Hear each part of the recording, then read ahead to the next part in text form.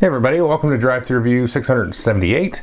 Today we're going to talk about Babylonia. Now this is a new game coming out from Ludonova, designed by Rainer Knizia.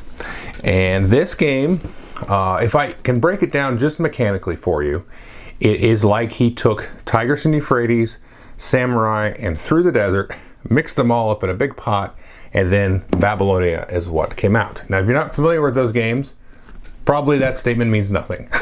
But if you have played those games, probably that statement also means nothing. So let's take a look at the gameplay mechanics, and then I'll come back and then I will tell you what I think of Babylonia. Okay, so I've got the game here set up for actually a 4-player game of Babylonia. Now when you're playing with a 2-player game, you're not going to use this landmass over here. You're only going to use this central one here and then this one down here. So you're not going to have these little temples out that are on this particular side. You're going to take out some of these. The rules tell you a couple of things to take out based on player count. And then in a 3-player game, you're going to ignore this smaller one here and just use this larger central and right-hand side. But in a 4-player game, you use everything. Now players are going to have here a stack of various different tiles showing these symbols here. You're going to have a large face down stack off to the side like so, and then you have these little sort of handy you can see that one fell over. Yeah, these things are a little bit odd. I have sort of gotten the hang of them. It's hard to do on camera here. These will be falling out of their little slots there. Like that's tricky. So these are a little bit funky. And I've played with players that just kind of ignore these. They just keep them in their hand like so, because it's usually only 5 of them that you have in your hand. So over the course of the game, what you're going to be doing is playing these out in various little networks and routes and trying to control certain areas. So let's say we played a couple of these here, and then you're going to always get, at the end of your turn, going to draw back up to 5, and this play is just going to go around and around the board until the end of the game. So what are the rules for placement? This is a very, very simple, straightforward, and elegant game design that really has 2 very simple rules. On your turn, you're going to place some tiles and then evaluate the board for scoring. Now, there's a couple of rules with that. So when you place tiles here, you can place as many farmers as you like, and this is the little icon depicting the farmers. So if I had 3 farmers in my hand, I could place them all on the board. Otherwise, you can place any 2 tiles on the board. So I could place one of these noble tiles here and a farmer, or I could place these 2 different noble tiles, or I could place these 2 noble tiles, or 2 that were the same. So basically the rule is you can place as many farmers as you want, or any 2 other tiles. That's it.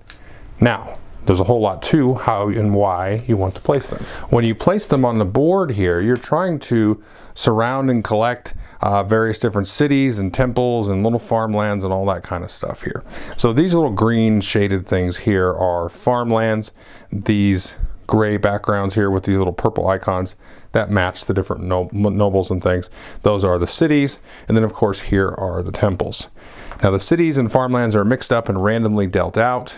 The temples are always in the same fixed spots. You can see blue outline here, and this shows you where the temples go. So all of this stuff is going to score very differently. So first let's talk about the farmlands. To capture a farmland, it's one simple rule. You need to have one of your tokens next to it, and then you can place a farmer on it to capture it. Then the farmer will take over that spot, and if it's a number tile like this, you'll simply just score that many points. So very, very simple. That could have been your first turn of the game. Noble, and then a farmer to capture it, and then you score those points. Now the farmlands are either going to be that, a fixed number of points like this one here, or this slightly more interesting one here, which is going to score based on the number of cities that all players have collected. Now at the beginning of the game, players have not collected any cities, so capturing this one is going to be worth 0 points. But as the game goes along, players are going to start capturing these city tiles. And so let's say among all players, 10 city tiles have been captured. Well, now this is worth 10 points, which is definitely more than 7. So as the game goes along, those are going to get more and more valuable. Now let's talk about how you do capture cities. So as players start to lay these tiles out, let's say blue gets a couple out here, like so. And then white comes in here. As soon as the city is surrounded on all of its land edges, then you are going to evaluate it to score. Now in the game, there are these spots here that are the different rivers, the Tigris and the Euphrates. Some spots look like rivers, like this one.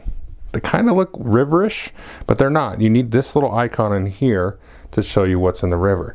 Now you can, if you want, take any of your tiles here when you're placing, put them face down. They won't count as that icon, whether it's farmer or noble or whatever. They do count as being one of your tiles though. And you can only place these in the river like that face down. And it still counts as placing, you know, just 2 tiles on your turn, because even if it's a farmer on the other side of this, it doesn't count as being placed up like a farmer. So you can't play, you know, infinity farmers if you do any of these down in the river. So once this is surrounded on all land sides, then you're going to evaluate it and see who has the most tiles around it. Now you still will count these face down ones, they just don't have to be there to score it. So in this case it's very obvious. White has 4 of these tiles surrounding it, so they're going to actually capture that city. But before you capture it, you're going to see who has linked to this city any tiles matching the icons on that tile. And some of these cities will have more than 1 icon on them. So here we can see white has 1 of these matching icons and blue actually has 2. And blue, if they were really clever, could have a whole mess of tiles really far away that link back to that city, because you can see I can draw a line of my blue tiles to that city. So everybody's going to get 2 points for each matching icon. So we're going to score this. White's going to get 2 points. Blues are going to get 2, 4, 6, 8 points. And then you're going to then give this tile to white, of course, since they have the majority around it. They are then going to score 1 point for each city that's in front of them. So if this is the first city they score, this is worth 1 point. If it's the second city they score, it'll be worth 2 points. If it's the third city they score, it'll be worth 3 points. If it's a tie, in terms of who has the majority around it, this is just going to come off the board and nobody's going to score it for collecting it. Everybody will still score for having the, you know, linked icons back to the city. And this becomes a new spot for players to put down their tiles. Finally, when a temple is surrounded on all sides, then you're going to evaluate it for scoring. If there's a tie, nobody gets anything. If somebody has a clear majority, then somebody's going to get a bonus ability. These temple will not get collected off the board, it will just stay there as is. But if somebody does have the majority here, there's going to be a stack of these tiles off to the side of the board. Now there's 9 of these in the game, you only ever play with 7. For your beginner game it says play with the ones numbered 1 through 7. After that you can just shuffle them up and deal out 7. And there's a whole bunch of special abilities here, which I'll go over now. This particular tile here will just give you 10 points. You just collect that, give yourself 10 points, and then turn that face down. This one here will allow you to take a bonus turn. So you can take this and then hold on to it, and then at the moment that you wish, you can take a second turn and then turn it face down. This one here allows you to increase your hand size up to 7. This one allows you to place 3 different nobles on your turn instead of any 2. So they all have to be different though if you place 3. This one allows you, when placing 3 or more farmers, to go ahead and place an additional noble face up. This one actually allows you to place one of your nobles into a farm space instead of a farmer, and you actually don't need to have anybody adjacent to that farm. This one allows you, when you're collecting cities and scoring them, you get an additional point for each pair of cities that you have. And then finally here, the number 8 one is all of the open areas that are in the central landmass. You can use those to connect through those. So even though you don't have a token, as long as nobody else has a token, you can use those to draw a connection back to, you know, whatever else you need to go. And similarly, number 9 allows you to use any of the river hexagons to draw through, as long as they're open. Now the game's going to end as soon as one player runs out of their tokens. 1 or no city tiles are left on the board to collect. The game will end immediately, and then you just add up, you know, you'll have your points, and that will be the winner. Okay, so that is Babylonia. First, let's hit my pillars of review. First, let's talk about playtime, because the box says 60 minutes, and I played a 3-player game of this in 20 minutes. Now I've played it at all the player counts, 2, 3, and 4. And I think the 4-player game I did play it probably reached up to 60 minutes, but there were some new players at the table, and I could see a 4-player game taking 30 minutes with players that have played it a handful of times. This is a very fast, quick, deadly game. It plays real fast. So that's all I'm going to say about the player time. I think 60 minutes is a max, tops. You're going to get this done 20, 30 minutes. 2-player, you get this done in 20 minutes, 15 minutes. I don't know how you can get it done faster than 20 minutes, because that's pretty fast. But I played it with others that had played it before, and we just knocked it out in 20 minutes. It was an excellent game. Because your turn is so dead simple. I'm either putting out a bunch of farmers or 2 tiles. And you're trying to just cut each other off. That's all you're trying to do. So before I get into like too much of the accessories to the review, what is this like? Well, I talked about it at the beginning. It's like Tigris Euphrates mixed with Through the Desert mixed with Samurai. I mean, it really kind of is, because you have everybody's the exact same tiles, just like in Samurai. You've got your fixed tiles, you draw to a hand of 5. And just like in Tigris Euphrates, you're always drawing to a 5, but you have a fixed set of tiles that you're dealing with. Once you're done with them, you're done. And so there's a little bit less in this game than in Samurai, where you're just like, well, I've already used some of these, the ones that look like a vase. Maybe I got to hold this one back. In Samurai, it's more like you really got to, wait to play the right tile at the right time. This has some of that, but it's a little bit more easygoing in that way. And it's like Tigris in some ways, because, well, I don't know, more theme-wise than in Tigris, but you're also trying to get to make connections to certain things. In Tigris, you kind of connect to the temples and stuff like that. And so you're trying to stack. It's almost like you're competing at the different types of the things and all that kind of stuff. But it's also a lot like Through the Desert, where you're trying to cut people off. Like they're trying to build a route from here to here, and you're just trying to go around them. So now they're completely cut off, and then you're trying to build across this way. But you can place anywhere in this. There's not really any. I don't really like Through the Desert. Let's get that out of the way.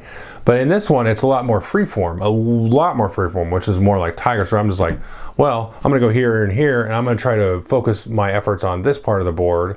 And meanwhile, maybe earlier in the game, I had this huge block of stuff. I was just trying to gobble everything up down here, but now I'm trying to, fire off my emissaries to do their efforts across the board. And so it's very, very tactical and dynamic in that way. And it's very interesting to see when you score the points. So this is really what sets this one apart for me.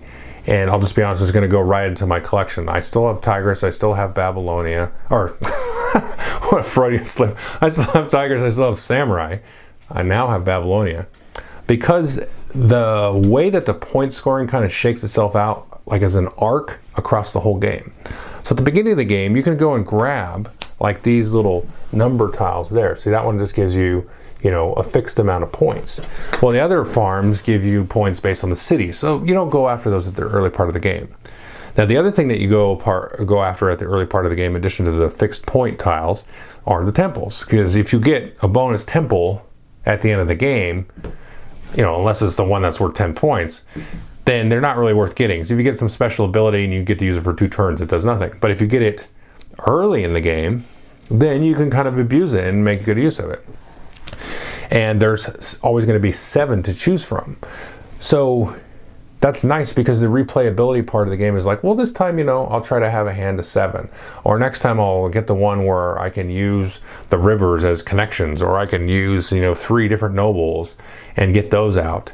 And so you can play around with, trying to get a special ability and playing around with which ones you go after. But the other thing is, you can go in and pretty easily block anybody from getting anything. So if somebody goes and is oh, I'm going to get this, and I'm just going to tie you so nobody gets it, because I don't want you to have a special ability. And, oh, guess what? I saw what you were doing, so I was just kind of playing around next to you, and now I've got a little link going around that temple, and later on in the game, I'm going to be able to score 40 points. I'm kind of exaggerating, but you can score massive points for this huge link that you linked back to this one city and just catch right up. And I've seen that happen where, somebody's ahead by 20 points and it's oh, that'll be 28 points for that city. And whoa, You know, they built that huge link over the course of time. So you have that kind of early game, late game thing, and there's some intersection there in the middle. So as you're building your large networks and routes to, you know, connect to these different nobilities in the cities, you know, you kind of tactically picking off a 7-point farm or something, or some other city farm scoring thing, or maybe you try to, you know, get out and hit that temple.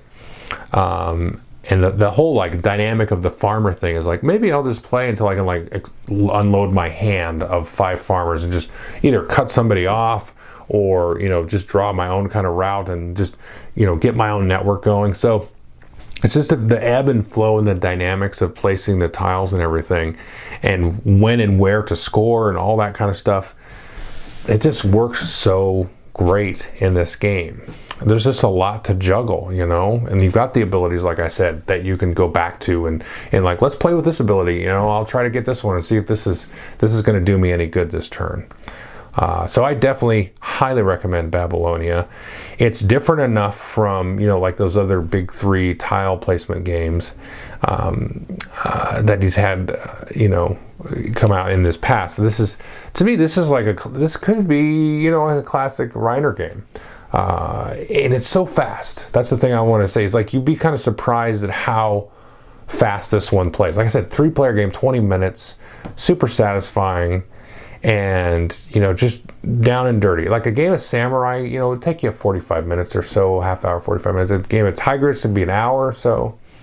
But this one is just immediately fast, even if you don't really, you know, you aren't an expert at the game. So I definitely recommend folks to pick this one up. I think this is a good addition, you know, kind of a post-trilogy kind of thing, even though I don't think Through the Desert's that fun. This I would vastly recommend if you're a Reiner fan. And even if you're not, you know, I think this is going to be a good family game to, you know, to bring out and stuff like that. So it's simple enough and elegant enough. It's got that kind of chess vibe to it. Yeah, super fun, super fun. Anyway, that's Babylonia. Definitely take a look at it. Thanks.